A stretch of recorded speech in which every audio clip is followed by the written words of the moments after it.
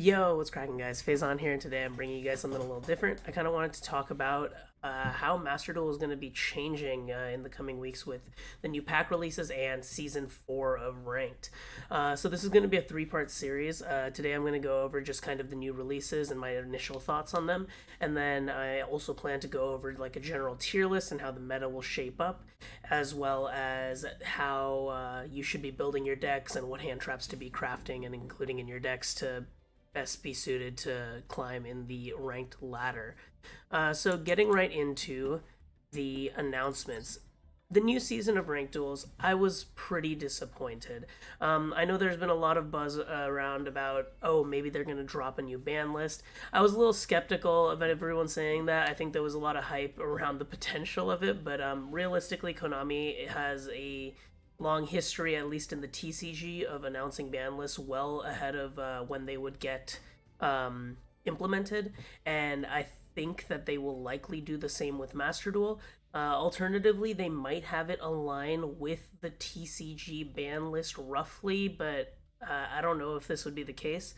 Either way, I think that it's safe to assume that we will not be getting a ban list in season 4. I think that they would likely want to start a ban list right at the start of a new season, so everyone has kind of a similar starting point rather than some people being able to climb super early in the season and then the ban list maybe shakes up the meta, but it doesn't matter because they're already high ranked. That seems a little less reasonable to me.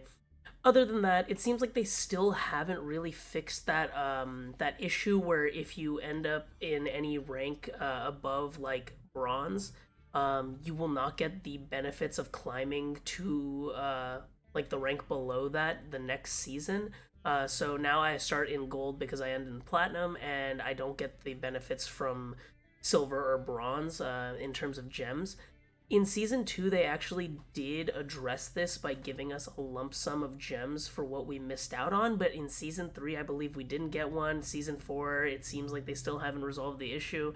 Um, Overall, I think Konami does a really good job with Master Duel. It's a very polished game, and it's still new, so I'm willing to forgive a lot of the issues.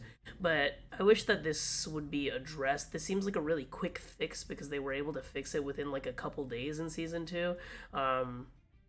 So yeah, it's just a little unfortunate that they decided to take this route.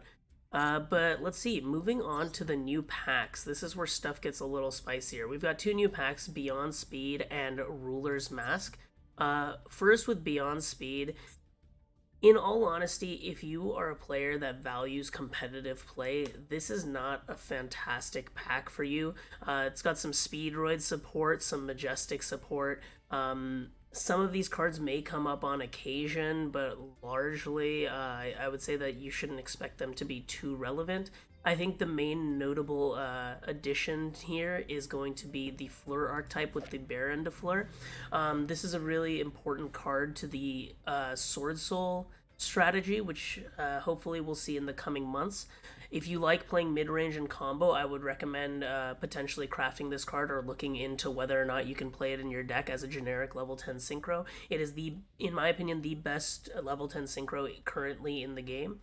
It's going to be super crucial to the DDD strategy as they get a little more support in the coming months, and it actually raises the ceiling on the Adamancipator strategy as it currently stands. So I've already crafted one, I've already thrown it into my Adamancipator deck. The deck is already incredible, and I think this edition just makes it even better. And I think moving on to the Ruler's Mask set, this one is a lot more interesting in my opinion.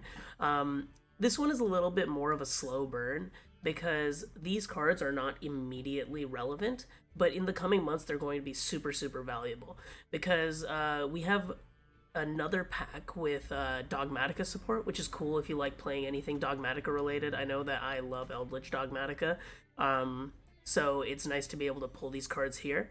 But additionally, we have the start of our Despia and branded stuff. So we already had Albaz, but now we have access to Alibur, which you're going to need 3 of, or 2, I guess, in some variants, depending on how you decide to play Despia. We have access to the Albion, the Quiritis. These are all cards that you're going to need.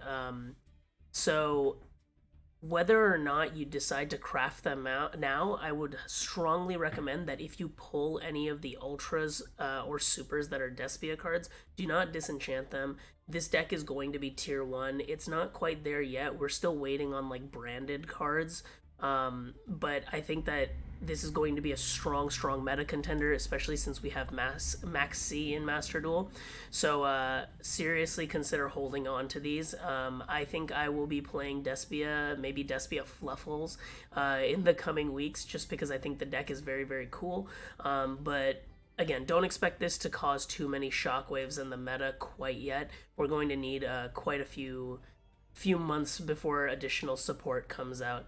But yeah, let me know what you guys think. Let me know your thoughts on how the metagame's going to shape up, and if you feel like this was a pretty good patch, pretty mediocre, or what. Make sure you leave a like, comment, and subscribe. It lets me know what I'm doing right and wrong around here, and I'll catch you guys later. Peace.